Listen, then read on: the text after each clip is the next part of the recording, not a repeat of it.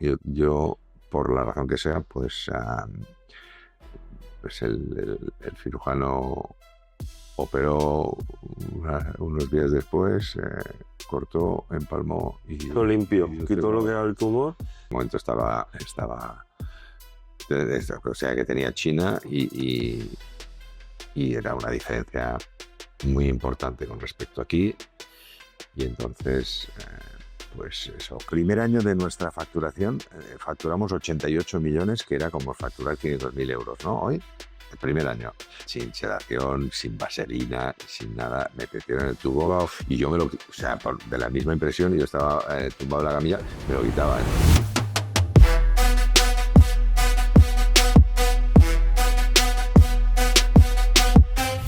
¿Qué tal, familia? Aquí estamos, nuevo episodio de Prósperos Podcast con Jaume Avilés, empresario, padre de familia. Bueno, ahora nos contará. Bienvenido, Jaume. ¿Qué tal? ¿Qué tal, Joan? Bien. Pues, ¿Joan o Juan? ¿Cómo tengo que llamarte? Como te apetezca más. Muy bien, perfecto. Pues encantado de estar aquí, es un placer. Y nada, espero que podamos compartir una buena conversación y podamos inspirar a la gente pues a tener una vida un poquito mejor. Ese es el propósito de Prósperos Podcast, entregar valor a la audiencia a través de historias de vida como la tuya, que he estado viendo un poquito, pero que vas a contar en más profundidad, ¿no?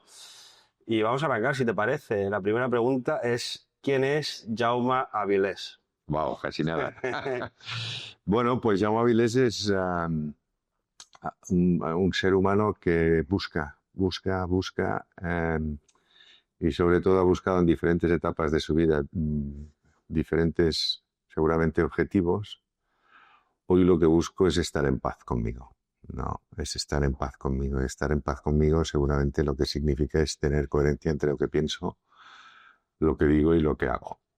Y creo que cuanto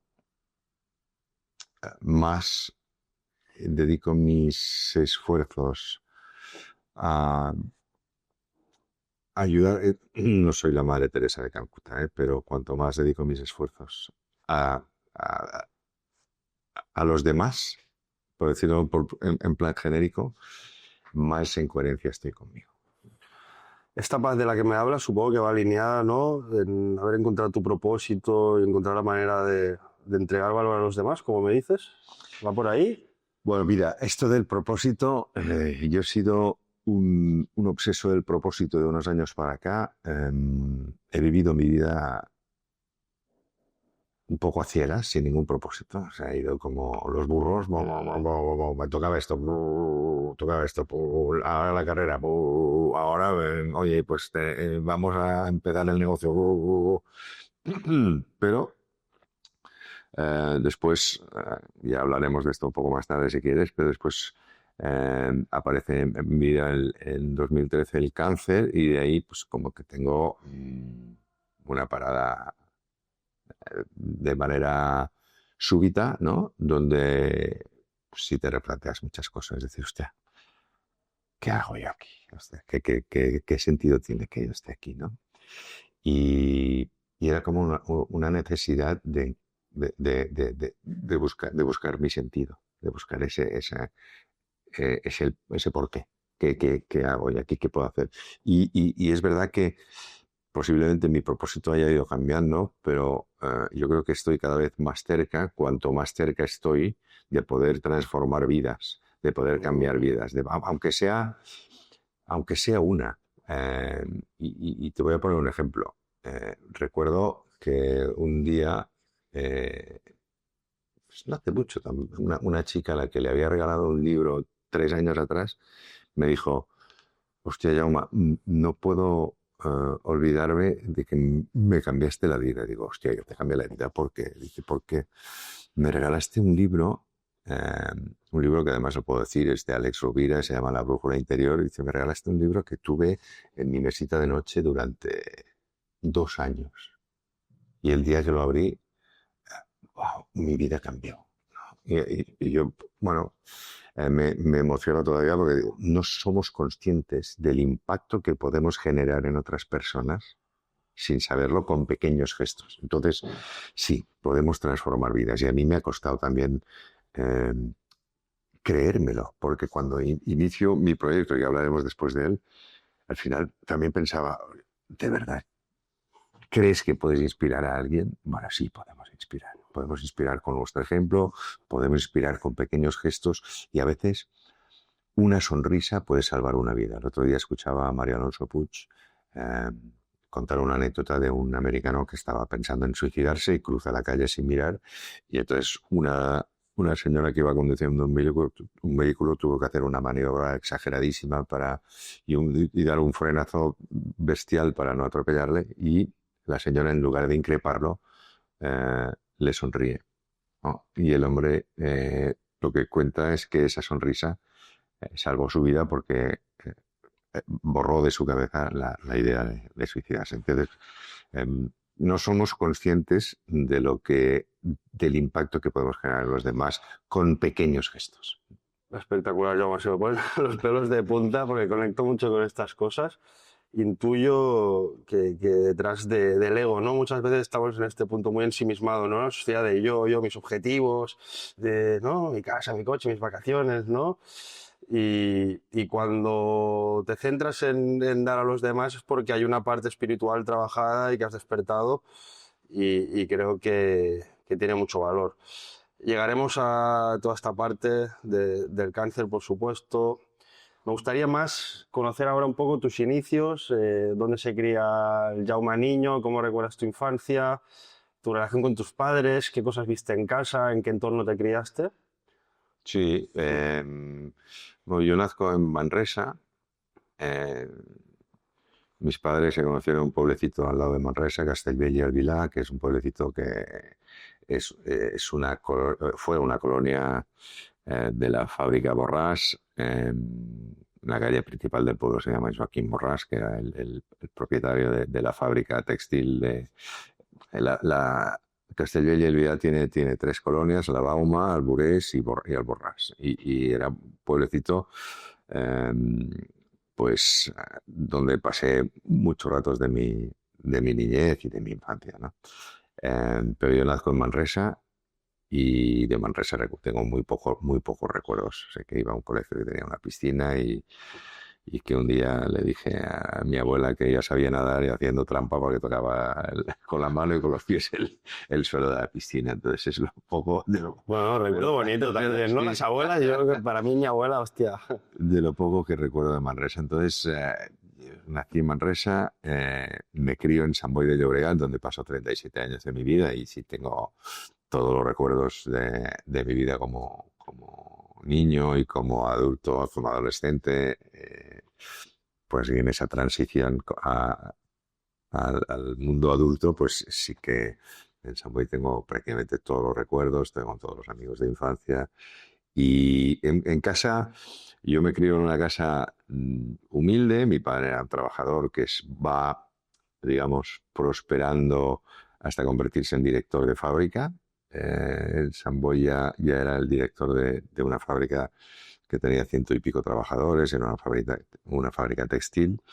Mi padre, y yo no conozco a ninguno de mis dos abuelos. Mis dos abuelos mueren en la guerra, uno en el bando comunista y el otro en el bando de la derecha, o sea, una puta locura, como bueno, lo que fue la guerra civil en este país. Pues en mi familia es una prueba clara de la barbarie que cometimos en la guerra civil española, ¿no? No, tuve la desgracia de no conocer a ninguno de mis dos abuelos, entonces me crio en una familia con un padre súper autoritario y con una madre entregada a esa autoridad. Es decir, estaba por delante eh, mi, mi padre que mi madre. O sea, para mi padre que nosotros, no para mi madre. Entonces, no creo que nosotros, mis hermanos, todos nosotros notamos un poco la ausencia de la figura materna, a pesar de que mi madre murió el 21 de febrero, la quiero muchísimo y la tengo muy presente, pero en la infancia, pues sí que seguramente todos notamos la falta de esa figura materna y esa autoridad paterna que marcó un poco, no solo a mí, sino a todos mis hermanos. ¿Qué tal, familia? Hemos hecho un pequeño parón en el podcast para enseñaros este maravilloso lugar, Estudio Rocks, en calle Llull, en Barcelona. Un estudio pensado para todo aquel que quiera grabar su podcast, hacer un taller, un evento privado, un sitio increíble, súper estético para los que quieran grabar creación de contenido audiovisual también. Así que os voy a dejar por aquí abajo toda la información para que podáis contactar con ellos y ahora seguimos con el podcast. Sí, por lo que me cuentas, no era una familia muy de la época, ¿no? Que era el hombre trabajando, la mujer cuidando de casa, entiendo, ¿no? La ama de casa, la mujer súper servicial con el hombre, que no le faltara nada, el plato de comida en la mesa, tal, la ropa, y una figura de un padre autoritario, ¿no? En el cual sí tuviste el ejemplo de, ¿no? Cómo pasó de... ¿Tú viviste la etapa esta donde tu padre pasa de trabajador a director general o Bueno, sí, pero era director general cuando era muy pequeño Vale. porque cuando nos mudamos a San Boi yo tenía 5 años. Entonces ahí empiezo a hacerme consciente, empiezo a tener mis primeros recuerdos, ¿no? Pero sí, cuando soy consciente es cuando ya empiezo a tener 12, 13, 14 años. Y ya tenemos pues una vida igual un poco más acomodada, ¿no? Pero en mis primeros años no soy consciente de eso. Además, tampoco ni tengo ningún trauma por mi figura paterna autoritaria. Sí que es verdad que esto nos marca un poco a todos y bueno, como creo que como nos pasa a todos los seres humanos del planeta, todos los traumas vienen del padre y de la madre. Entonces, a partir de ahí, pues todos tenemos nuestro trabajo en ir sanando eso. 100%. A mí siempre me gusta preguntar por las raíces, ¿no? Porque al final la influencia tanto del entorno como de nuestros padres, ¿no? Es tan fuerte en cuanto al sistema de creencias, patrones de conductas, ¿no? Lo que hemos visto en casa te marca tanto en esa edad que muchas veces cuando eres adulto entiendes por qué has hecho ciertas cosas como adulto y tal, ¿no? Esto es para hacer un trabajo de introspección y daría para varios podcasts. Pero bueno, entonces tú ves a tu padre ya trabajando en una fábrica de textil con bastantes trabajadores a su cargo, por lo que me comentas. ¿A qué se dedicaba la fábrica? Pues la fábrica era una fábrica que hacía cintas elásticas para sujetadores y bragas, para el mundo de la moda íntima, sí. Wow. Bueno, y para los calzoncillos y los boxers masculinos, pero básicamente eso, eran cintas elásticas para el mundo de la moda íntima, que es el primer emprendimiento que yo llevo a cabo. Ahora contaré si quieres un poco cómo. Vale, porque tú la etapa escolar la pasas, ¿te gustaba el colegio? ¿No? ¿Eras gamberrito? Yo era gamberro, no, era movido, muy movido. O sea, yo creo, yo no estoy diagnosticado, pero estoy seguro que soy TDA. Y entonces ya era imposible que yo me concentrara en la clase, pues iba aprovechando, aprobando las asignaturas siempre a última hora y la última noche estudiando. O sea, no me interesaba para nada la escuela. O sea, yo era muy bueno en gimnasia, la verdad es que en inglés, en idiomas siempre he sido muy bueno. Y en dibujo. Y creo que no era bueno nada más. Y todo lo demás era... ¡buah! Excepto cuando había algún profesor que nos hacía querer la asignatura. Recuerdo a un profesor en los salesianos, yo era muy pequeño, tendría 10 años. Pero no sé, a mí ese profesor me hizo amar ese año las matemáticas. Y yo las matemáticas las odié siempre. Pero me hizo amar, me hizo entenderlas. Hubo esa capacidad, ¿no? Aunque después me decanté por las letras, pero sí, tuvo la capacidad de hacerme. Y era un tipo duro, ¿eh? No era un tipo, era un tipo muy duro. Pero tuvo la capacidad de... De hecho, es el profesor que más recuerdo de mi etapa de infancia, sí. Debe tener una energía concreta, entiendo, este hombre o algo, ¿no? Sí, pues no sé, porque era muy duro, pero yo creo que se hacía querer, porque además se contaba, o sea, lo contaba de una manera que era muy fácil entenderlo. Muy bien. Entonces, el Jaume ya adolescente, ¿no? Que acaba la etapa escolar. A partir de ahí te pones a trabajar, sigues estudiando bachillerato, carrera, porque me has hablado del emprendimiento ¿no? Que Sí. ya te metes, entiendo, en el negocio de tu padre, Sí, quizá. eso llega a los 24 años, Vale. pero antes ¿Antes? yo empiezo a trabajar los veranos, me parece que con 13 años estaba trabajando, Wow. bueno, estaba haciendo de chico de los recados ahí en la fábrica donde trabajaba mi padre. Y con 15 años empiezo como a ser el botones de la fábrica, era el niño para todo. Y entonces, pues no sé si tenía 15 años cuando empiezo a trabajar, o 16, y empecé a trabajar de forma regular y no, creo que tendría, pues estaba en el instituto ya, pero tendría 15, 16 años y pues yo siempre fui un curso por delante de lo que me tocaba, porque cuando llegamos a San Boy nos ponen en una escuela donde habían 3 cursos seguidos en la misma clase, me parece que era el segundo, tercero y cuarto, Ostras. eh, sí, no sé, cosas de la época. Entonces, cuando me pasan a los salesianos, me ponen en mi clase, pero el profesor pidió que me cambiaran porque pues aquella temática, pues como ya la había dado y como ya la sabía y como era bastante movido, me aburría solemnemente. Y entonces el tipo dijo, igual hostia, a ver si me lo quito de medio este. Y me pasaron de curso. Entonces, eso hizo que siempre estuviera un curso por delante, ¿no? No es que fuera extremadamente listo, que no era ese el caso, pero bueno, coincidió así. Y, y entonces, cuando yo empiezo a trabajar, empiezo a estudiar en el instituto de tardes. Entonces trabajaba por la mañana y estudiaba por las tardes en el instituto y acababa como a las 9 o las 10 de la noche. Pero siempre, o sea, no he sido gamberro, pero sí que he sido como muy, muy buscavidas, ¿no? Entonces yo le decía a la profesora de las 2 últimas horas que trabajaba de panadero, que me levantaba a las 2 de la mañana para no ir a clase. Después, en el último examen me pilló copiando de una manera descarada. Pero cuando me dio la nota que me dio un suspenso, fui a hablar con ella como diciendo, pero ¿cómo me suspendes si yo solo miraba una cosa que se me había olvidado y tal? Y al final me acabó cambiando la nota a una tablet. Bueno, Claro. unas películas muy, muy que darían para escribir un libro.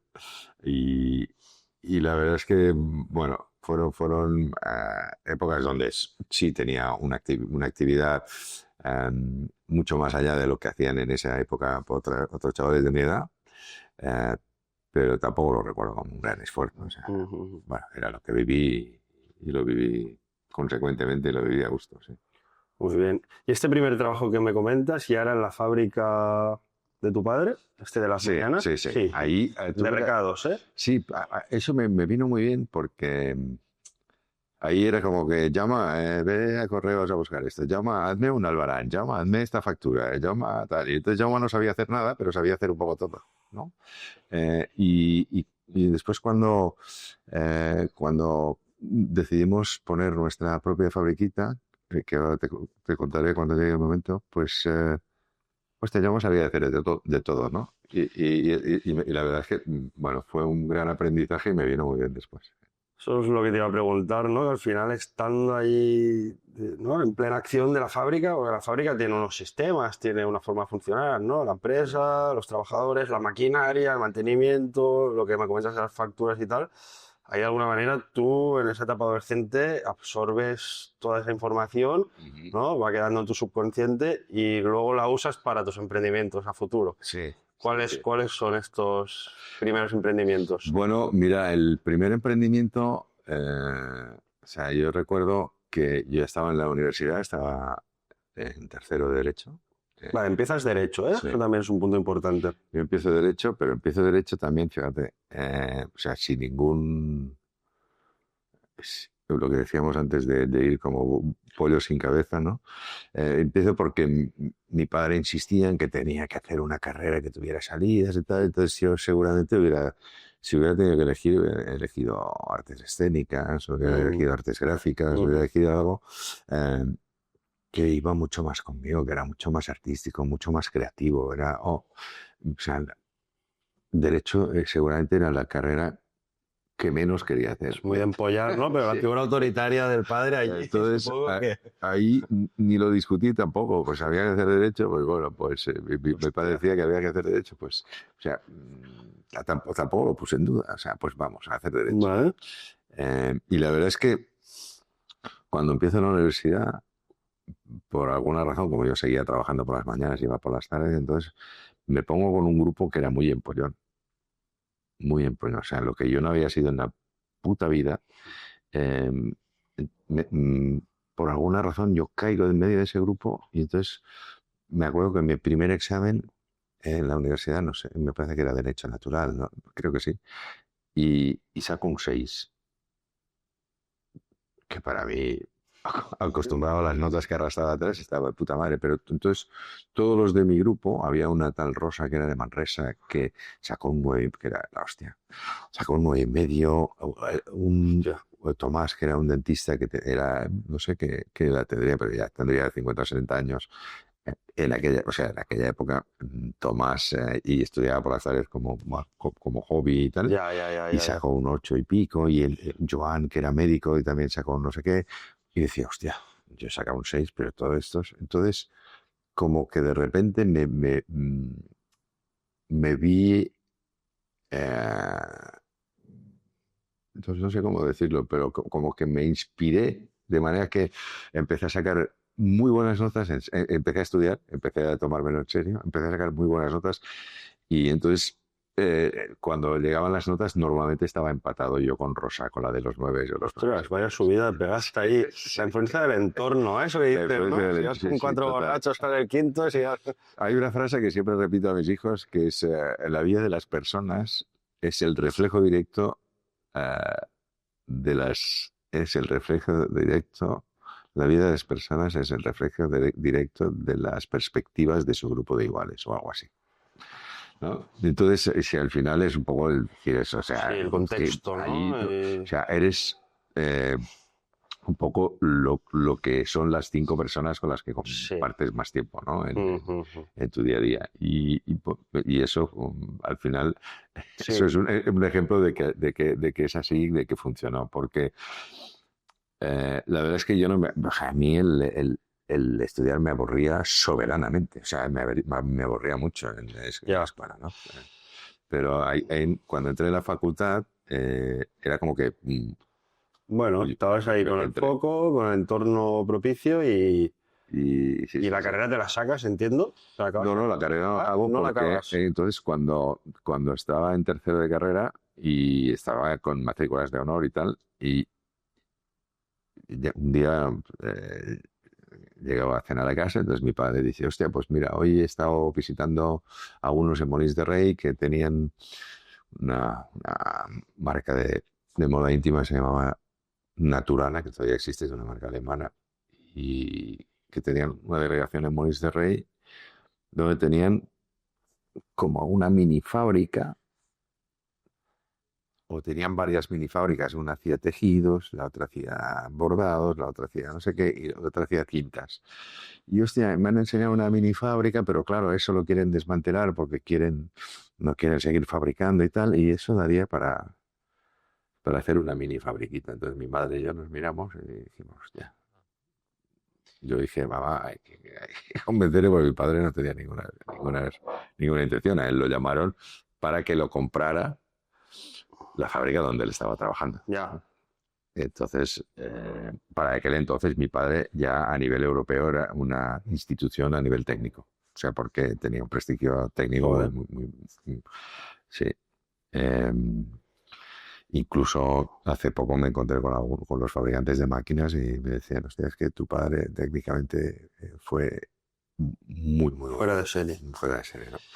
Y entonces, bueno, total, ese fue el inicio de lo que fue después nuestro negocio Esa fabriquita familiar. estaba en traspaso, era un Sí, traspaso. sí, me parece que pedían en aquel momento 8 millones de pesetas, que, bueno, para hacer en euros ahora mismo, Bueno, pues 48.000 euros, ¿no?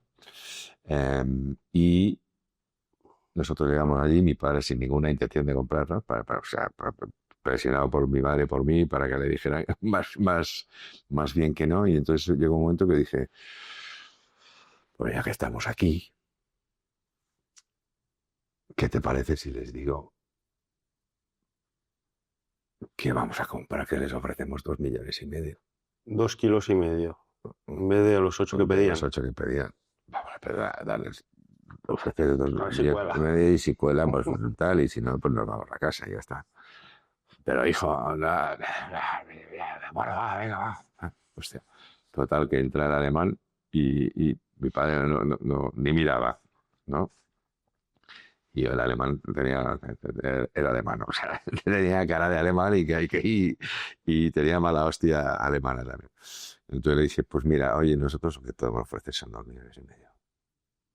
Pero esto es muy poco, pero es que otra cosa no podemos ofrecer. Pero por 2,5 millones, pues sí que nos lo llevamos todo. Y entonces el alemán me miró, me miró a mi padre y dijo, bueno, un momento, ahora vengo. Y entonces mi padre decía, hostia, ¿qué va a decir que sí? Y efectivamente dijo que sí. Vino el alemán, pero no sé, igual 20 minutos después supongo que hablaría con Alemania. Bueno. Y así fue como empezamos. Entonces compramos esa maquinaria por 2,5 millones de las antiguas pesetas, que eran como 15.000 euros de hora. Hostia, no, o sea, hostia, pues fue una rebaja importante, o sea, ni se negoció, el tío se lo quería sacar de encima, dije, igual era la única oferta que tuvo, no lo sé. Pero ¿y allí qué teníais? ¿Era una nave industrial con la maquinaria, cartera de clientes también, o era como...? Bueno, claro, aquí jugamos con ventaja, porque al final los clientes conocían mucho a mi padre y en algunos casos ya me conocían a mí porque yo estaba dentro y muchas veces hablaba con ellos por teléfono. Con esta pequeña fábrica que os quedasteis. ¿Había conexión con la...? No, con la... claro, Sí. bueno, porque mismo sector. ¿Qué hicimos? Porque fabricábamos cintas elásticas. Claro, mismo ¿no? sector. Entonces, claro, cuando yo iba a visitar a los clientes, con muchos de ellos se hablaba por teléfono porque reclamaban un pedido y ya, claro, yo tenía 24 años. Yo ya no estaba en la fábrica porque ya estaba trabajando como director comercial en una empresa de Pallejà que también se dedicaba al textil, pero no estaba dentro del mundo de la moda íntima. Pero yo, claro, estuve hasta los 22, desde los 15 o 16 hasta los 22. Estuve en ese sector y hablaba con clientes cuando se llamaban para reclamar un pedido, un albarán, no sé qué, que esto no me ha llegado, que esto me ha llegado. Entonces, bueno, pues ya tenía un cierto bagaje dentro del sector y mi padre era un técnico que tenía prestigio, no solamente en España, sino en toda Europa. El sector del textil en Cataluña siempre ha sido muy potente. Entonces tú te quedas en la fábrica y ¿cuál es el emprendimiento? ¿Qué empezáis a producir allí? ¿Ropa íntima, otras cosas? ¿O? No, nosotros empezamos a producir las cintas elásticas. Eso fue en el año 80. En enero del 88 se constituye Elastex, que era el nombre de la compañía. Tu primera empresa. Sí. En el 89, y yo en agosto me voy a Rusia para ver si podíamos fabricar moda íntima. ¿En Rusia? En Rusia. Porque en Rusia, bueno, Rusia tenía una situación complicada, pero teníamos ahí un contacto a través del Ayuntamiento de Samboy y tal. Teníamos ahí un contacto que conocía muy bien el país y tal. Entonces, yo voy en agosto voy a Rusia, visito algunas fábricas, veo que hay alguna posibilidad. En agosto hay una especie de golpe de estado en Rusia. Los tanques salen a la calle y nosotros salimos con un autocar desde San Petersburgo a la frontera, cruzando unas colas que había para cruzar la frontera tremendas, pasándolas por el carril contrario. Fue un momento que en aquella época, en el año 89, en Rusia, no sabía lo que podía pasar. Me cae un tiro, una bomba, me reventan en el autobús. Dios, hostia, no sé qué. No sé. Yo venía a ver aquí en las fábricas y me he encontrado el marrón este. Y bueno, al final pudimos salir y en noviembre volví con mi padre y volví con un técnico amigo que era un experto en el tema de moda íntima y efectivamente visitamos a las principales empresas de Rusia. Y me acuerdo que en San Petersburgo, esto lo cuento en el libro que estoy escribiendo, en San Petersburgo visitamos Tribuna, una empresa que tenía todas las maquinarias, o sea, las maquinarias más modernas, las que tenía las máquinas de corte Investrónica que tenían en los talleres del Corte Inglés, en las que tenían Vives, las empresas más modernas. Más top, ¿no? O sea, Última tecnología de la época, y ¿no? las tenían paradas porque los materiales que tenían eran tan malos que, Hostia. que con ese Petaba la material máquina se o... petaba la máquina. ¿Y Entonces, fuisteis ahí a coger ideas y un poco no, a la idea era poder fabricar allí porque los costes, fabricar allí? me parece que si te hablo de memoria, pero si un sujetador aquí costaba fabricarlo en aquella época 200 pesetas, 200 pesetas, para ponernos en contexto, era un euro y 20 más o menos, ¿no? Eh, en Rusia costaba 24 pesetas. Era un poco lo que pasa ahora con China, ¿no? Que todo el mundo se va a fabricar a China, ¿no? Bueno, Costes, ¿no? ahora ya no tanto. Ahora ya no tanto porque China, pero sí, es un poco lo que Bueno, pasó. era Es buscar un el poco lo que precio un pasó en el poco. 2007 Sí. que me hizo cerrar a mí el negocio. Bueno. Que fue una de las causas de que yo tuviera que cerrar el negocio, ¿no? El hecho de que la producción se deslocalizó y se fueron a buscar pues, costes más baratos. Entonces, en Rusia había una gran oportunidad, pero era demasiado verde todavía porque en noviembre, cuando nosotros vamos, se disgrega la antigua Unión Soviética, se disgrega la antigua URSS y se proclama la perestroika, ¿vale? Que es el movimiento de transición hacia el gobierno de hoy, ahora, hacia el gobierno democrático de Rusia. Pero sí, esa transición con Gorbachev, pues en noviembre es cuando se declara, cuando estábamos allí. Sí. ¿Vale? Mi primera experiencia antes del cáncer con la enfermedad, cuando me para, ya me da un aviso, fue en San Petersburgo. Yo ¿El estaba... aviso de que algo pasaba mal con tu cuerpo, con tu salud? Sí, con mi salud. ¿Tú allí qué edad tenías? 25. 25, primer emprendimiento, ¿no? Estaba la fábrica hasta de Molins, ¿era? No. Sí, Naturana es la que nos vende las máquinas. ¿Sí? Nosotros vamos a Santa Coloma Cervelló, ahí, bueno, en la colonia Güell, Sí. que es otra colonia que hay. Sí, he pasado por ahí. Está entre San Boi y San Vicente dels Horts, es como un pequeño paraíso dentro de, como si se parara el mundo ahí, a 15 kilómetros de Barcelona. Y ahí estamos en un polígono industrial, ahí empezamos en una nave pequeñita, después fuimos creciendo, nos mudamos a Santa Coloma de Cervelló y tal. Eso era el año 88 cuando empezamos y 89 cuando yo visito Rusia. Entonces, ¿qué te ocurre ahí con el aviso este de salud? bueno, además recuerdo que Carlos, el técnico el experto en moda íntima, se reía conmigo porque cuando estábamos en el hotel, estábamos desayunando por la mañana y ahí ponía, hombre, no estaba mal lo que nos ponían de comer, pero no me acuerdo, pero había como mucho queso, salmón, en algunos casos los ponían caviar, tostado, o sea, era... Festival, Y entonces yo comía como un cosa el de... síndrome del desayuno de hotel, ¿no? No, pero te explico porque yo tenía una úlcera y no lo sabía. Y entonces lo único que me calmaba el dolor era comer. Vale. Y entonces Carlos me miraba y decía, pero tío... Vas a salir rodando como una pelota de Nivea. Pero ¿cómo puedes comer tanto, tío? Para ya de comer, ¿no? Eso se calmaba, ¿no? Y entonces, yo como estaba mi padre, no quería tampoco alarmar y tal, pero yo tenía un dolor que solo se me calmaba comiendo, ¿no? Y entonces, el día que yo ingreso en el hospital en San Petersburgo... ingresado y todo. Sí, y yo... o sea, desayunamos en el hotel y tal. No sé lo que zampé, pero después con Carlos nos hemos reído, todavía nos reímos hoy cuando hablamos de eso.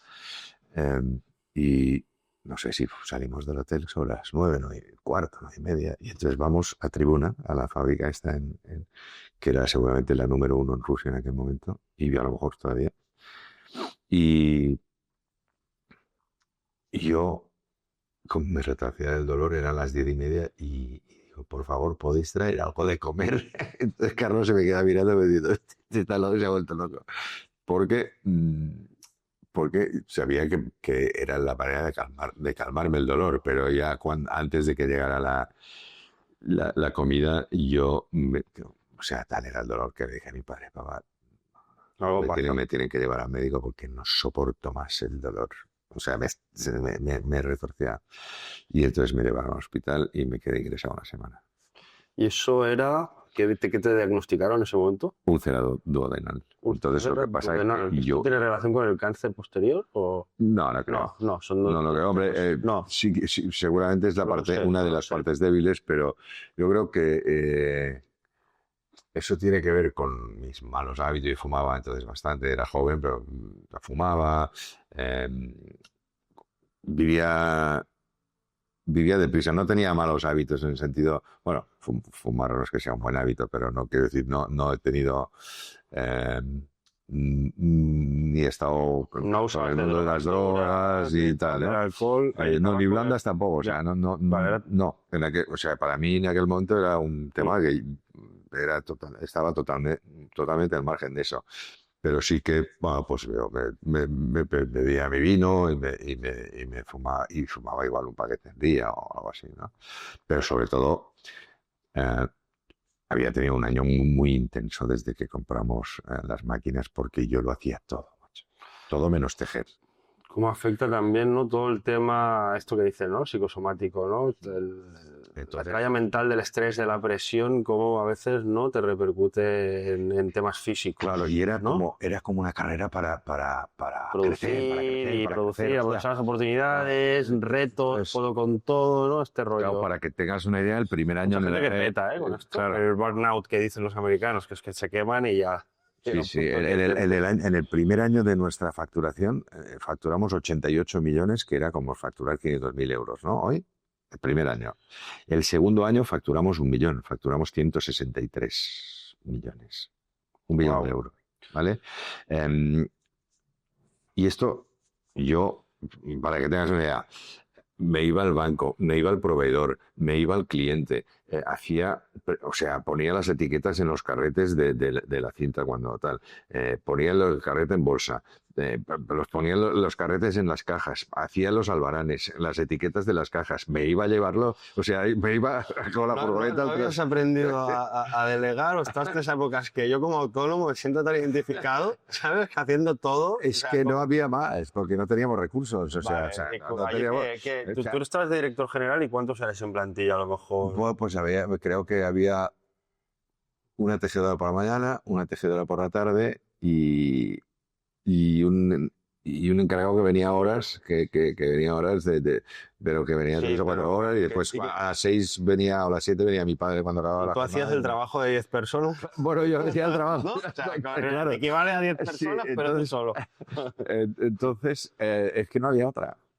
Entonces, claro, evidentemente después fuimos creciendo, pero esos 2 primeros años fueron, además, recuerdo que me levantaba como a las 5:30 de la mañana porque a las 6 empezábamos, como habíamos comprado mucha maquinaria, algunas no cabían y algunas no servían, pues, eh, y eran máquinas que nos dieron un cierto dinero solamente de hierro, porque eso pesaba, era hierro, eran máquinas muy antiguas, entonces eso, bueno, el chatarra solamente, yo qué sé. Entonces o sea, había que desmontar todas esas máquinas y tal, y eso también lo hice yo. O sea que, bueno, fue una época dura, pero la recuerdo con muchísimo cariño. Hombre, claro, ¿no? Con esa, Pero, ¿no? Esa etapa de la ambición, ¿no? De cuando eres joven, de que quieres prosperar, ¿no? Quieres pasta también, ¿no? Quieres sí, sí, pasta, total. es posibilidad de ganar dinero, pero bueno, la salud también a veces te dice frena un poco, o te da sus avisos, que supongo que es lo que te pasó un poco en Rusia. Sí, porque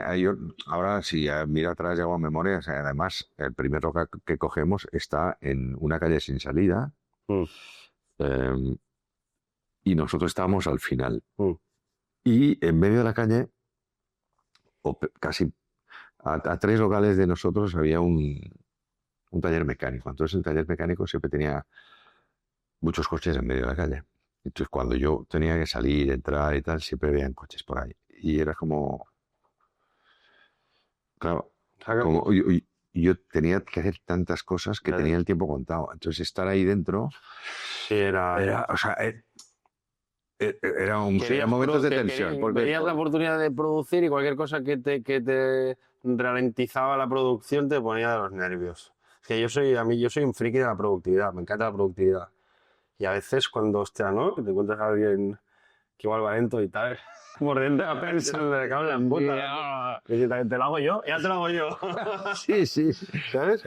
Y bueno, pues todo ese estrés reventó por primera vez en Rusia. Vale. Y entonces yo le rogaba, o sea, además me hicieron una gastroscopia en Rusia sin sedación, sin vaselina, sin nada. Me metieron en el tubo y yo o sea, de la misma impresión, yo estaba tumbado en la camilla, me lo quitaba. Entonces la doctora miró a Sergei, que era el que nos acompañaba a todas partes y el intérprete y Sergei, o sea, y no sé qué le dijo en ruso a Sergei, y bueno, sí, lo sé, porque Sergei me lo tradujo y me decía, dice que los niños de 2 años se portan mejor que tú y lo hace, y esto se lo hace a muchos niños de 2 años. Entonces ya me quedé así. Y esto dicho por un ruso suena distinto, ¿no? Sí.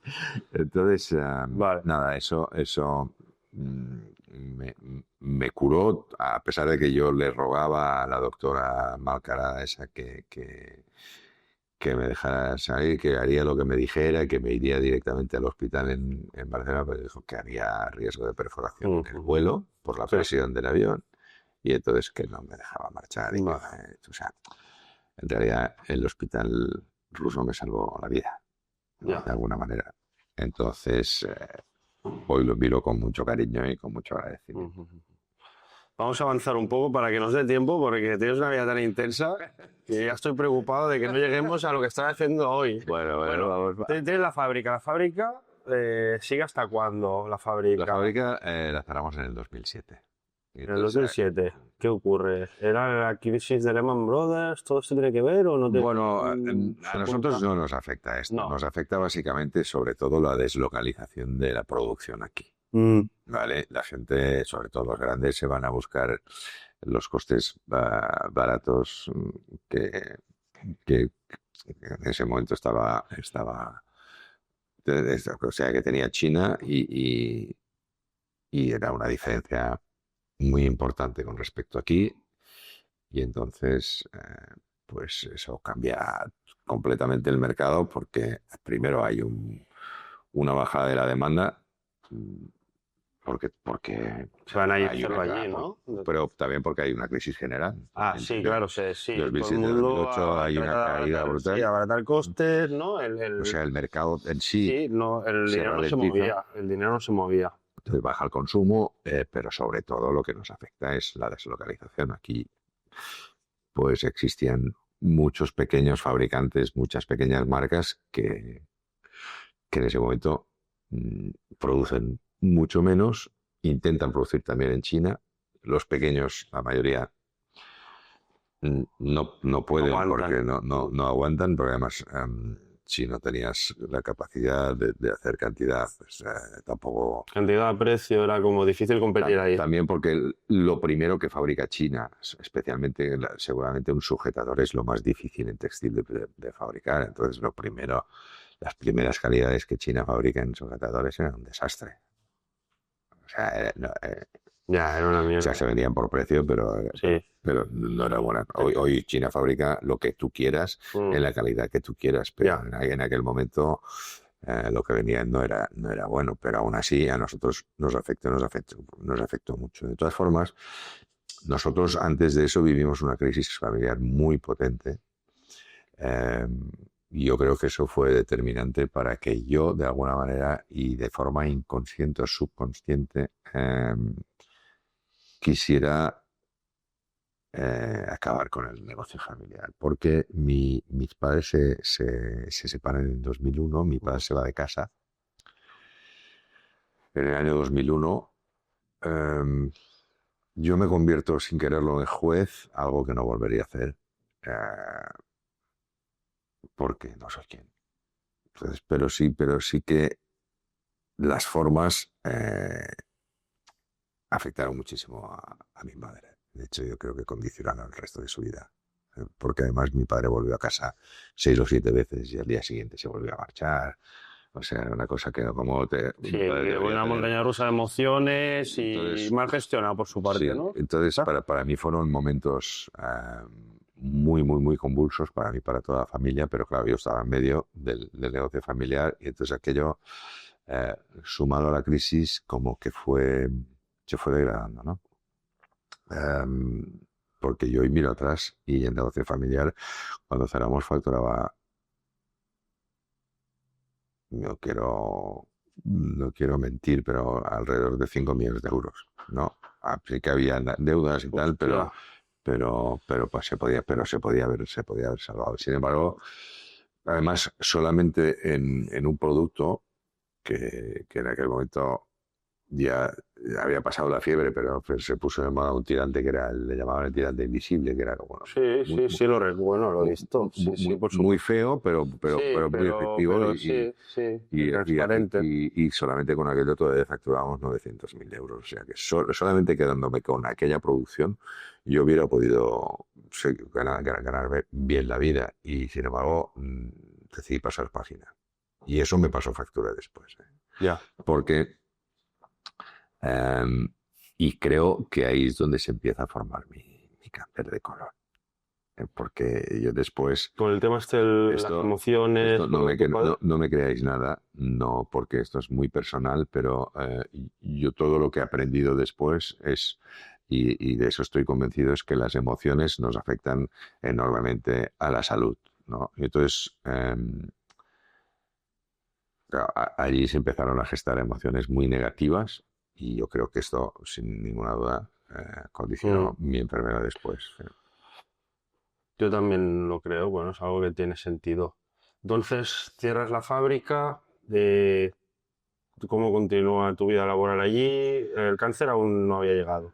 No, No. gracias, no. ¿Tú ahí qué tienes cuando cerráis la fábrica en 2007? ¿Qué edad tienes? Yo ahí tengo 42 o 43 años. Vale, ¿ya con hijos?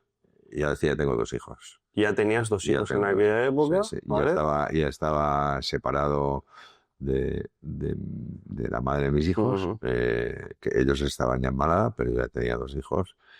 Y bueno, ya que yo ya, sí, ya pesaba Ya, mucho más de que si yo hubiera estado solo. Sí. claro, claro, claro, más responsabilidad. Porque ¿en qué momento, he leído antes que tienes unos másters, ¿no? Sí. De Bueno, SADE. ¿Esto en qué momento lo el estudias? máster de SADE, que hago un máster de empresa familiar, además me acuerdo perfectamente que yo el máster en SADE lo hago sobre el año 94. O sea, estabas con la fábrica, Sí, sí. ¿no? Mientras estabas con la fábrica te formaste, porque ahí... Es que es una cosa que siempre Bueno, fíjate, yo ¿Qué cuando... conocimientos adquieres? A Supongo que ver, cosas a que ver, luego puedes aplicar en el negocio como... sí, el ¿No? máster es una visión genérica, ¿no? De todas las áreas del negocio, ¿no? ¿Vale? Desde lo legal, la administración, etcétera. Sí, es como te preparan para ser un CEO, Y ¿no? De alguna sí, manera. correcto. Vale. Y después lo que también te aporta es mucho networking, Mucho porque al final networking. acabas pues también conociendo a gente que tiene las mismas inquietudes que tú, además en el máster de empresa familiar, yo cuando voy estaba seguro de que mi empresa era una casa de locos, pero porque era una empresa familiar. Y te dan eh, feedback ahí y de cómo resulta que, llevas la o empresa. sea, pero es que al final todas las empresas familiares tienen unas ventajas, pero después tienen unos componentes emocionales Hostia. que, Sí, sí, sí, sí. que las hacen peculiares, ¿no? Joder, Entonces sí. me di cuenta que al final mi empresa no era distinta a las demás, tenía unas particularidades por el hecho de que era una empresa familiar, pero todos los que estábamos allí teníamos empresa familiar y hay diferentes grupos y grupos muy potentes, mucho más potentes que nosotros y tenían unas vicisitudes y unos condicionantes que son inherentes a la empresa familiar. Entonces, bueno, pues lo consideré, o sea, dejé de ver a mi empresa como un bicho tan raro. Claro, pero supongo que adquieres realmente algunos conocimientos que luego los puedes aplicar. Sí, Yo esto te lo pregunto porque yo como empresario me echo yo a mí mismo nunca he ido a una escuela de negocios como tal. Siempre me ha llamado mucho la atención, no lo descarto porque nunca es tarde. Sí, Entiendo que adquieres una teoría que si no te la explican allí, la puedes aprender hombre, quizá en sí, el día a día también, ¿no? En sí, prueba-error y pero- juntándote con empresarios y, ¿no? Y en el barro, digamos, mientras estás en el barro, pero pues, pero que es donde más aprende pues, probablemente, ¿no? exactamente. O Vale. sea, si me preguntas, o sea, ¿qué me enseñó más? ¿El máster de empresa familiar Los años o de la los ocho fábrica, años que incluso de estuve que como estuvo tu botones padre, ¿verdad? en la Hombre, fábrica? 100%, sí. Entonces, claro, Sí, dices, hostia, eh, sí. es que, Pero en la práctica se hace el maestro. claro, pues que aquello dices, hostia, es que hacías un poquito de todo, pero no sabías de nada, pero sabías un poquito Te de todo. vas quedando O con sea, todo. sabías lo Claro, suficiente de claro, todo claro, como para claro, que claro. después, cuando yo me Te decidiste a enfrento emprender. a poder tirar adelante ese Sí. negocio, yo sabía hacer todo lo que era imprescindible Ujú. y no era un experto en nada de eso, pero sabía hacer todo en todas las áreas que Claro, claro. necesitaba el negocio. Entonces, ¿me enseñó más el máster? Pues no, me enseñó cosas más técnicas, me enseñó a interpretar mejor una cuenta de explotación, un balance, bueno, pero al final, como tema de las estrategias, esto es tan personal. Por ejemplo, después cuando hice el PADE, que el PADE lo hice cuando cerré el negocio ya. ¿Esto qué es exactamente para que El no? PADE es el máster de programa de alta dirección de empresas que tiene Ah, el IS, ¿no? vale. Y cuando hice el PADE no, ya no tenía el ¿Es negocio, un máster pero también? ¿Un sí, tipo sí, máster? ¿Cuánto dura una formación así? pues creo que son 7, 8 meses. 7, 8 meses.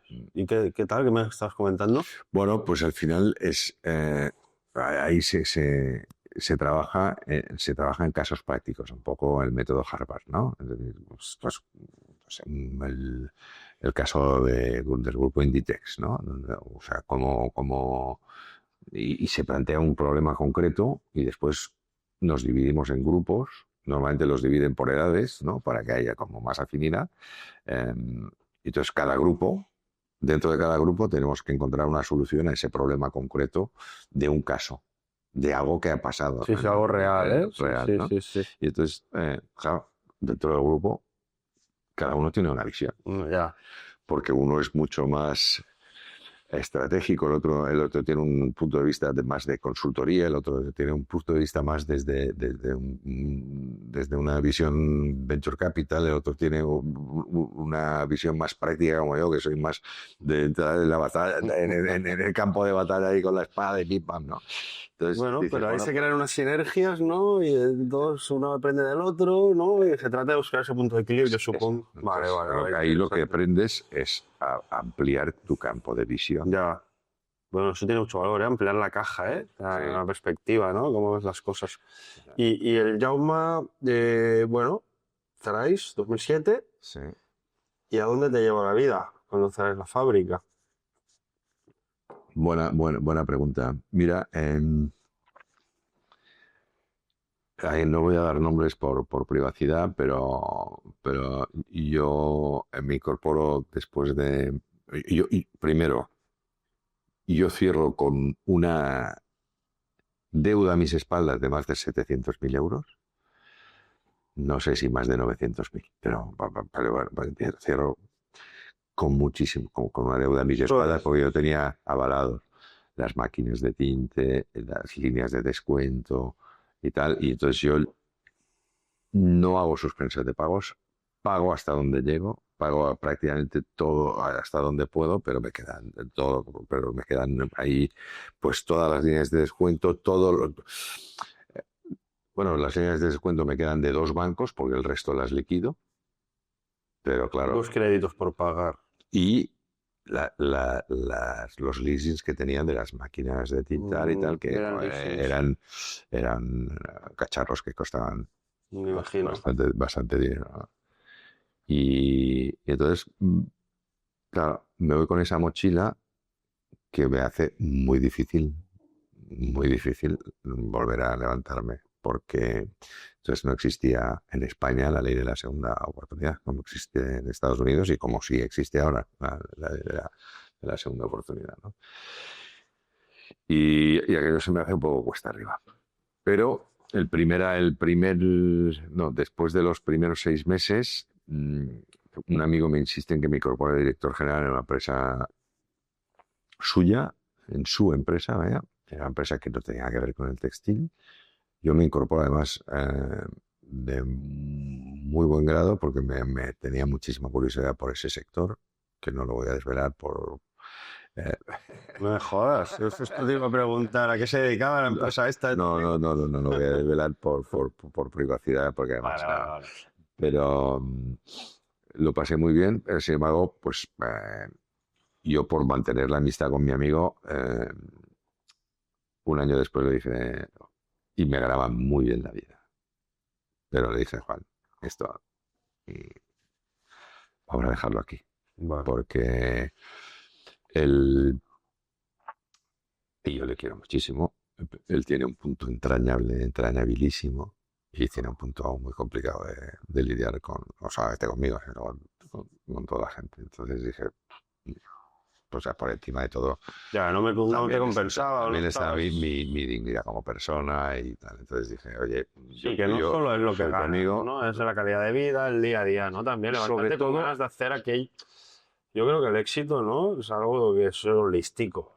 Tú tienes que sentir la paz que tú dices, ¿no? Claridad mental, tener ganas de arrancar el día, de ir a hacer cosas que te gustan. Porque si ganas mucho dinero, pero estás llegando a picar un clavo allí con un jefe, ¿hasta qué punto compensa eso, no? y no es que fuera un jefe, No, pero era me refería a un clima de trabajo a lo mejor que no estás con una energía guay. más fácil. A lo mejor no era ni él, era yo. O sea, porque yo cuando me levantaba, me decía que no. Aquí me decía que no era, que no Ya. era, que no era.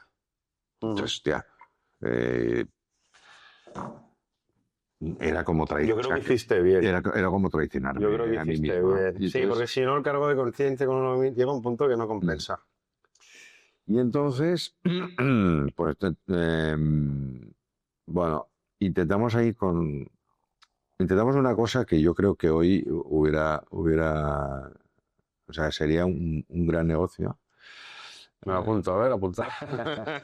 Sí, con un amigo creamos una empresa para atraer al turismo y hacerles vivir, claro, te hablo del año 2010, y hacerles vivir experiencias distintas, ¿no? Experiencias fuera de las rutas. Sí, en vez de ir al Camp Nou y a la familia, ¿no? Exacto, por ejemplo, Pues, un show cooking de cómo hacer una paella y tal, y además después comerla en un choco particular o tal, ¿no? O, en fin, o sea, experiencias algo un poco más gourmet y para gente un poco con ese punto de saber apreciar ciertas cosas, Exacto. digamos, ¿no? Más que ir a la ruta establecida de lo que sería un turismo. Por ejemplo, sí. Y bueno, y al final, hostia, yo como tengo TDA y soy impaciente y tal, le decía, hostia, aquello pues tenía su recorrido y además tenía un socio ahí que se llama como yo, Jaume, y que es una persona extraordinaria a nivel humano, pero él tenía un ritmo y yo tenía otro. Entonces, estar con él era para mí, me costaba mucho porque él era como todo Muy zen, muy light, muy despacio, muy tal. Y entonces yo en aquel momento de mi vida no podía. Entonces dije, hostia, me vuelvo al textil, ¿no? Y entonces, Hostia, fíjate, es el tema ¿no? de los socios, ¿eh? Que siempre en los negocios es un punto. sí. Yo he tenido mis historias con socios y varios invitados, ¿no? Veo que siempre es un punto que genera fricción, ¿no? A ver, no siempre. No siempre, No pero siempre. Lo que ya. pasa es que a veces, A veces. la vida también te marca de una manera que no tienes más remedio, que si quieres enfrentar eso, tienes que hacerlo acompañado. También es un gran aprendizaje. Seguro, ¿no? seguro. También es un gran aprendizaje. Entonces dices, bueno, pues si esto al final... No, está claro que Esto es aprendizaje unir fuerzas continuo. siempre es positivo mientras haya un clima de armonía, ¿no? Que es esto de Pensé a ser rico, ¿no? El libro este, de Napoleón Hill. Y te separas con este socio, ¿no? Supongo, para ir un poco... Bueno, no, entonces no, pero además le digo yo, mira, yo me vuelvo al textil, porque tal, yo si quieres, pues sigo colaborando contigo tal en lo que pueda, pero porque, macho, tengo que comer. Es más, yo empiezo a organizar algunos eventos, pop-ups y tal, donde empiezo a facturar mucho y en algunas veces lo traigo conmigo, porque en algunas ocasiones lo traigo conmigo, porque bueno, porque necesitaba gente y digo, hostia, pues, chama, pues, ¿por qué no tú? Y entonces, y yo lo que hago es, intento crear un, un modelo de negocio que ya existía online, pero lo quiero llevar al terreno offline, en formato pop-ups. Es decir, aquí existían ya empresas como Privalia, como Banque Privé, como unas empresas que estaban creciendo muchísimo y estaban copando muchísimas rondas de inversión porque pues, la gente apostaba mucho por eso, para pues, comprar marcas de moda a un precio mayor porque lo que hacían era liquidar prendas de otras temporadas, ¿no? De temporadas pasadas. Entonces yo aquello lo quería aterrizar en el plano offline Ujú. y era más complicado porque era más agresivo para las tiendas, pero por otra parte, eh, pues, hacíamos eventos que formaban unas colas de la hostia. Entonces, y, y, y era un modelo potente, era un modelo potente. Y ahí empiezo a hacer eventos, tal. No, no los hago de forma continuada, pero empiezo en eventos a facturar. O sea, en algunos eventos había llegado a facturar 300 y 400 mil euros en un mes.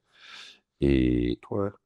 y entonces eso lo compartía al 50% con las marcas. Ya va, total, empiezo a moverme en ese terreno. Y en el 2013 eh, lanzo una ronda de inversión y la empresa se llama Benditas Marcas. Benditas marcas. Benditas Marcas, sí. Lanza una ronda de inversión y yo firmaba un jueves y el lunes ingreso en el hospital. Porque, y además no tenía ningún dolor, pero llevaba 9 o 10 días sin ir al baño, ¿no? Entonces decía, hostia, me voy a ir. Además recuerdo que durante el fin de semana eh, había un evento en Sabadell que vendimos ahí sudaderas y no me acuerdo qué marca. Vendimos sudaderas como locos y yo notaba en algunos momentos como algún pinchazo que me obligaba como a agacharme, pero era como un par o tres de segundos y, bueno, y el dolor se iba. Bueno. O sea, no tenía Bueno, pero absolutamente... claro, 9 días sin ir al Pero baño. claro, Más esto eso dices, ya, bueno, a ver, ya, ya era por una si alarma. bueno, por si las moscas, voy a ver. Si no, Y sin darle entonces más la mayor importancia quizá, pero no, no voy a le di ver qué ninguna, pasa. bueno, hasta el punto que no fui al médico primero, me fui a la farmacia Ah, a comprar un Microlax. Y cuando vi que uno y dos no funcionaban, entonces sí, aquí dije, sí. bueno, Vale, eso lo yo pide un vivía entonces especialista. en San Vicente de Montral, cerca de Mataró, y entonces estaba en Mataró y me fui, me acuerdo, a un médico que entraba por el seguro, no me acuerdo muy bien, una consulta en una callecita de Mataró que no, Mm. ni me acordaba, o sea, no sabía ni llegar. Y entonces el médico cuando le digo, me tuvo poco tiempo, me dijo, vete al hospital. Te tienen que ver en el hospital. Y le digo, bueno, al hospital. Sí, sí, vete al hospital. Bueno, y me fui. Y me fui de urgencias. Era lunes por la tarde. Claro, llamo a mi pareja de entonces y digo, mira, que me han dicho que voy al hospital. Me voy para allá, pero no sé. Ya, ya vendré más tarde cuando salga del hospital. Vengo, no, que vengo contigo.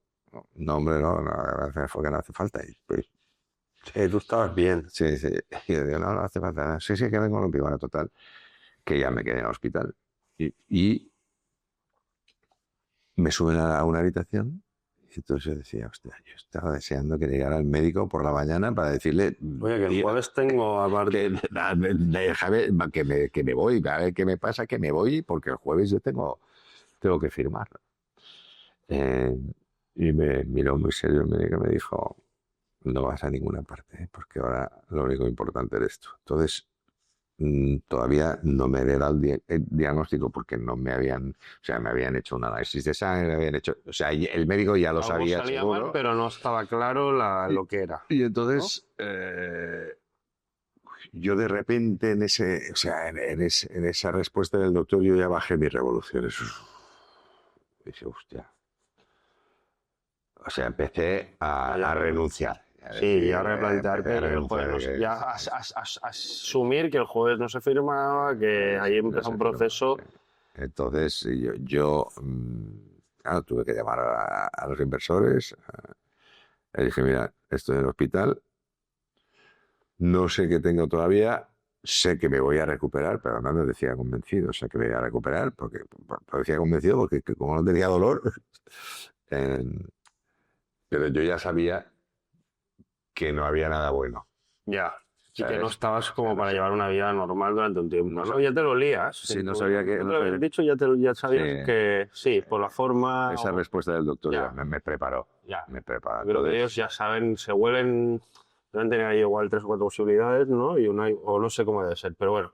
Hombre, con los análisis de sangre y el PSA debía ser muy... bueno, o sea, cuando... O sea, Sale un indicador que pasa algo aquí chungo. que seguramente el médico... estoy asustó, convencido que ¿no? sabía lo que tenía ya. Lo que pasa que lo que no sabía a lo mejor. seguramente era el alcance.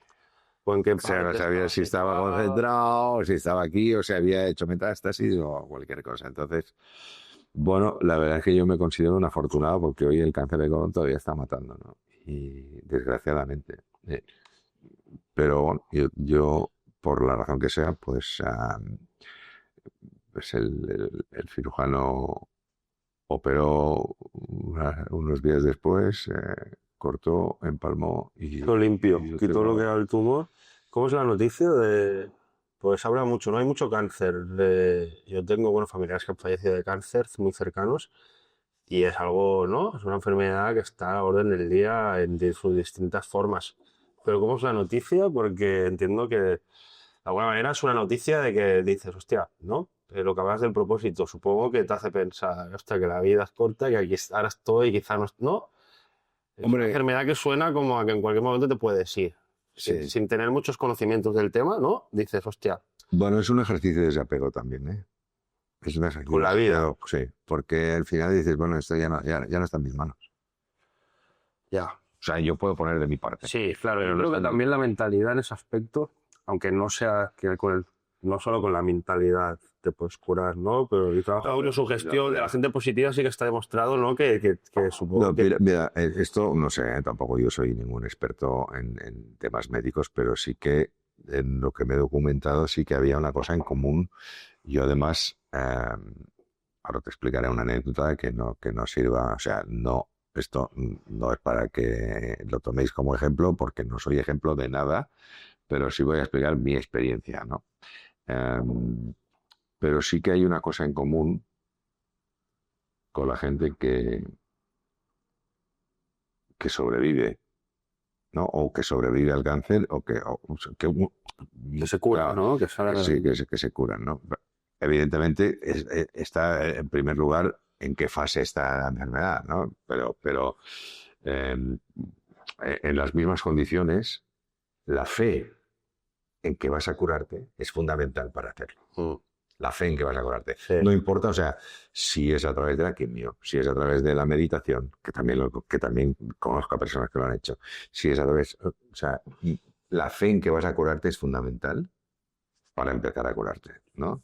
Yo Que- soy muy creyente con el tema de la fe. Soy una persona que el poder del cerebro y de la mentalidad, creo que con la fe mueve montañas, ¿no? Y que la mentalidad se llega a muchas partes, ¿no? Mi padre falleció con cáncer de páncreas estadio 4, que eso sí que es fulminante. Que supongo que es lo que dices tú, ¿no? Que en ciertos momentos eh, la positividad y la fe en ciertos estadios, pues, 100%, que aumenta las probabilidades de que te salves, cuando igual ya es algo muy avanzado, tal, pues igual ni con esas, ¿no? Bueno, Pero sí, pero estamos totalmente de acuerdo que... pero es evidente que las emociones condicionan muchísimo. Entonces, Sí. yo he conocido a gente que se ha curado con meditación. Mm. Yo tuve la suerte de encontrar alternativas. y esto es un poco lo que os decía, no me hagáis ningún caso, pero yo abandoné la quimio voluntariamente. El oncólogo me dijo que tenía que hacer 12 sesiones de quimio y yo ya no quería empezarlas, pero tenemos la cabeza amueblada para seguir al rebaño y es muy difícil dejar de seguirlo. Es muy difícil. Y yo en ese momento visité a muchos médicos, me documenté lo máximo posible. Dentro de todos los médicos que visité también algún que otro ser un poco estrafalario, que me decían, bebe agua de mar y ya está. Entonces, bueno, yo cuando encontré esa liana que necesitaba para soltar la liana de la quimio, yo lo tuve claro. Y abandoné la quimio de una forma consciente, pero también con la fe absoluta de que yo estaba curado. De que de que yo iba a curar, o sea, a curarme y lo hice pues, por otras vías. Estás tocando temas que me apasionan, ¿eh? Todo el tema de la neuroplasticidad, la física cuántica, ¿no? Que entiendo el estado del ser, ¿no? La ley de la asunción, que es como dar por hecho, empezar a pensar, a sentir y hacer como esa persona que quieres ser. En este caso, pues como una persona sana, ¿no? Quizá es un poco, bueno, es profundo, ¿eh? Es Pero profundo, pero yo creo que no tengo ningún mérito, porque a mí me curó el cirujano, pero yo sí que invito a que se investigue sobre el tema, sobre, primero, cuál es el origen de la enfermedad, cuál es la emoción que genera esa enfermedad, porque siempre hay una emoción detrás. Después os invito a leer, a documentar. Hay un libro extraordinario que explica muy bien todo esto de una forma muy gráfica, que es de Anita Moorjani, que dice que dice morir para ser yo, ¿no? Y explica su experiencia FM cuando estaba ya prácticamente muerta. morir para ser yo. Mm. Sí, es una lectura, y para mí es una lectura obligada porque nos ayuda a entender otras cosas. Primero, que hay algo más después de la vida. Y yo estoy convencido de que esto no acaba aquí, o sea, nuestra conciencia permanece.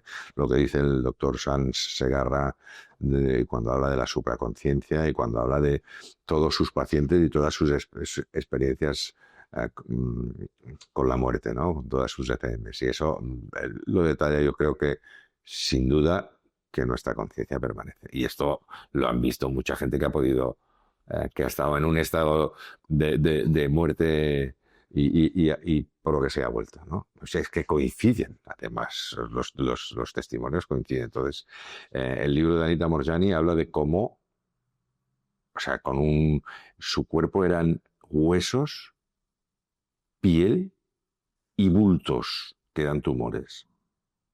O sea, estaba desahuciada. Los médicos decían que era imposible. Y ella, durante su viaje, claro, en ese viaje, como de alguna forma abandonamos el ego, abandonamos el miedo y nos entregamos al amor, ¿vale? Desde ese punto de amor absoluto, ella pudo obtener su experiencia. Esto, en fin, os invito a leer el libro porque es un libro que explica muchas cosas. Es una experiencia personal, pero en la que yo creo fervientemente. Es decir, la dificultad es estar vibrando en amor, liberándose del miedo, liberándose del ego. Pero si es posible, ahí no hay enfermedad. No existe, no cabe. Sí. Muy profundo esto. Me gustan mucho estos temas, los niveles de conciencia, Hawking, bueno, Dispenza, ¿no? Que hace también el tema de la meditación. Bueno, somos creadores de nuestra enfermedad y ahora... Y de nuestra vida, y no tenemos límites más allá de los que nos ponemos a nosotros a través del miedo, ¿no? Pero bueno, es un tema complejo, está avanzando mucho. En los últimos años yo creo que todo el tema este de la conciencia, el estudio del cerebro de la conciencia, está aumentando muchísimo. No sé el tiempo que tenemos, pero es que eso es lo que te iba a decir. Lo voy a enlazar con el proyecto. Lo digo porque te manda un aviso que llevamos 1 hora Y ya llevamos una hora, Sí, joder. claro, daría para varios podcasts. Perdón por la chapa, ¿eh? Sí. No, esto... No, sí, así está siendo maravilloso, pero quiero esto, porque a ver si me da tiempo a hacer las 2 últimas preguntas, pero sobre todo me interesa mucho Bueno, déjame que te explique. Claro, ¿en qué estás actualmente? Claro, Bueno, lígame esto, sí. Porque a raíz de todo esto y de esos momentos convulsos donde yo me siento profundamente solo por diferentes motivos, ¿no? Un día cuando me planteo decir, hostia, ¿qué puedo hacer con mi vida? ¿Y dónde puedo canalizar un propósito que de verdad tenga sentido para mí o haga que mi vida lo tenga, ¿no? Y entonces ahí nace You Are Not Alone, que es un poco con la historia de mi vida, ¿no? Como propósito principal el combatir la soledad no deseada. Y entonces de ahí, como vengo de la moda, lanzo una marca de moda que se llama You Are Not Alone y por insistencia también de un amigo y tal lanzo una parte tecnológica en el proyecto que tiene que ver, y creo que cada vez me gusta más, que tiene que ver con la capacidad de transformar vidas de verdad. Porque ahí entramos en física cuántica, y eso queremos utilizar la VR y la inteligencia artificial para, eh, digamos que abrir vía 2 caminos a través de la meditación. El primero es la reconexión con uno mismo, porque entendemos que si estás bien contigo, no puedes sentirte solo, ¿vale? Es mucho más difícil que te sientas solo si estás bien contigo mismo. Y en la segunda fase, porque como dice la física cuántica, eh, nuestros pensamientos conforman nuestra realidad. Yo soy coach del poder mental por el método Silva. No he ejercido nunca, tengo un cierto síndrome del impostor con esto, pero lo soy. Y creo que de ahí lanzo este proyecto que te cuento muy brevemente. A través de la inteligencia artificial, yo quiero crear una película de tu vida con el guión que tú mismo me vas a hacer. Cuanto más detallado, mejor será la película, de la vida que de tu vida deseada, ¿vale?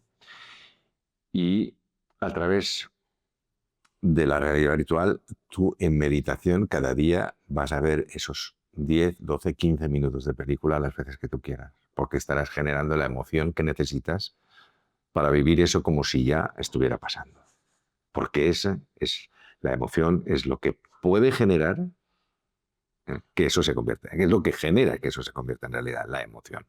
Entonces, fíjate qué potencia, ¿no? Es decir, hostia, vamos a crear nuestra propia realidad vamos a utilizar la tecnología para poder crear nuestra propia realidad a través de generar una emoción que no tenemos excusa, de que no es que la mente se dispersa, no estamos ahí. Estamos ahí porque la realidad virtual nos va a ayudar a eso. Wow. Espectacular, Jaume. Estás hablando con una persona que medita desde hace 8 años y que acaba los 30 minutos de meditación, los últimos 10 que yo hago, es visualización pura y dura. Trato de ver los colores de los coches que quiero, de la casa que quiero vivir, el tipo de familia que quiero tener, los colores, huelo cosas, he llegado al punto de oler Wow. cosas. Estás muy avanzado. No, estamos... No, pero creo mucho en esto. Creo mucho en esto, en el poder de la visualización. Y lo que dices tú, un pensamiento razonado no tiene impacto con la inteligencia infinita. En el proceso de creación, como yo lo entiendo, es un pensamiento, cuando lo cargas con emoción, sea positiva o negativa, es cuando sí que el subconsciente puede mandar una orden a la inteligencia infinita, que es Dios, lo llamaremos Dios, para que te lo devuelva en forma de plan, de estrategia, de empresa, ¿no? Un poquito por aquí. Me parece brutal. Y, o sea, que es un proyecto esto que tenéis que tirarlo adelante porque creo que puede tener mucho éxito y ayudar a mucha gente. Sí. Porque realmente estás, ¿no?, mandando señales a las explosiones al campo cuántico, entonces es mucho más probable, como yo lo veo, que cuando tú haces un trabajo de visualización constante y generas esa emoción como si ya estuvieras viviendo eso del futuro en el presente, con esa emoción, aceleres el proceso a que ocurra en el plano físico, ¿no? Y luego el tema de la ropa, que también soy un apasionado, siempre he querido montar una marca de ropa, tenemos un proyecto ahí parado con un amigo de la marca de ropa y me encanta la moda y tal. Oye, Pero pues, bueno, pues hemos lanzado una ronda de inversión, te puedes apuntar, ¿eh? Te puedes sumar, ¿eh? O sea que nosotros, la verdad es que creo que estamos en un punto donde sí podemos transformar vidas. Es verdad que ahora necesitamos recursos. Tenemos, prácticamente, estamos persiguiendo una subvención que tenemos muy avanzada de 160.000 euros, que también nos va a echar un cable, pero hasta que llegue eso necesitamos también recursos para poder dar un salto cuántico, claro, con este proyecto sí. y nunca mejor dicho, ¿no? Pues Pero manda un mensaje a la audiencia, cómo pueden contactar contigo. Dejaremos tus datos en la descripción del vídeo, pero tú directamente, si tienes algún medio donde el cual pueden escribirte. bueno, estamos en una ronda de inversión, estamos buscando 150.000 euros. Ya hay algunos que han entrado, pero necesitamos más. Tenemos un ticket mínimo de 5.000.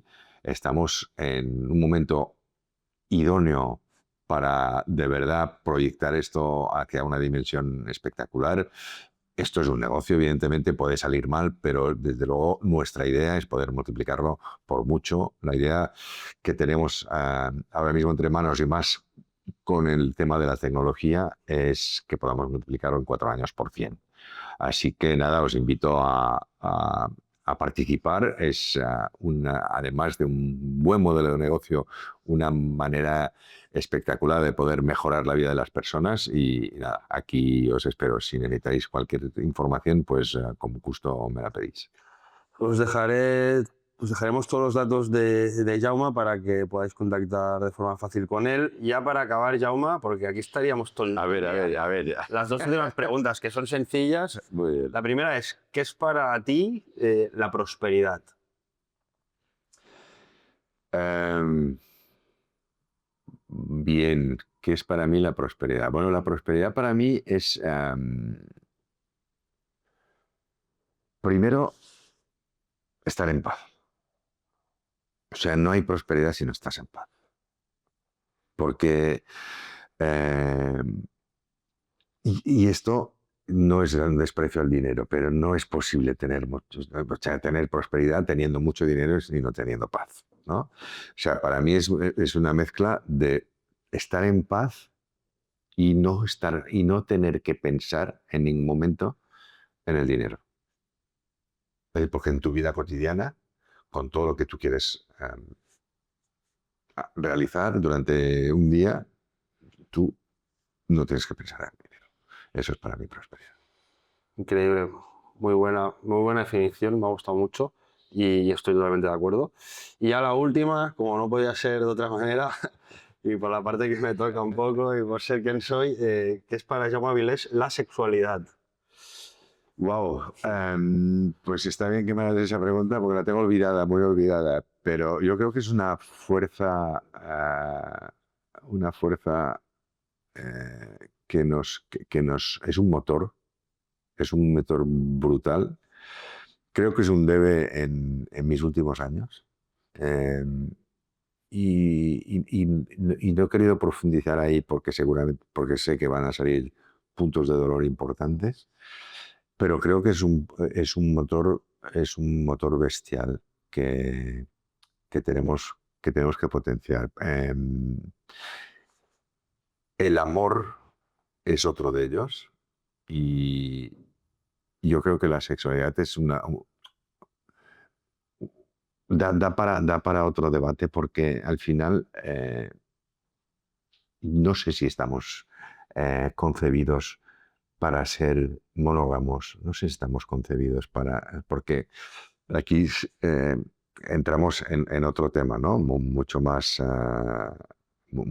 amplio, pero la sexualidad es instinto, es motor, es fuerza, ¿no? Y eso, eh, a nivel humano, hombres, mujeres, creo que no estamos concebidos para ser monógamos. Entonces ahí entramos en otro tema, pero sí que entiendo que la sexualidad es un motor que les puede empujar también mucho en otros ámbitos de la vida.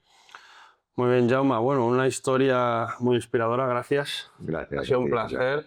Muchas gracias. Y nada, familia, espero que os haya gustado este episodio con Jaume Avilés. Por favor, darle like, compartir el episodio. Sabéis que nos encontráis en YouTube y Spotify. Y nos vemos en el próximo episodio. Gracias. Chao, chao.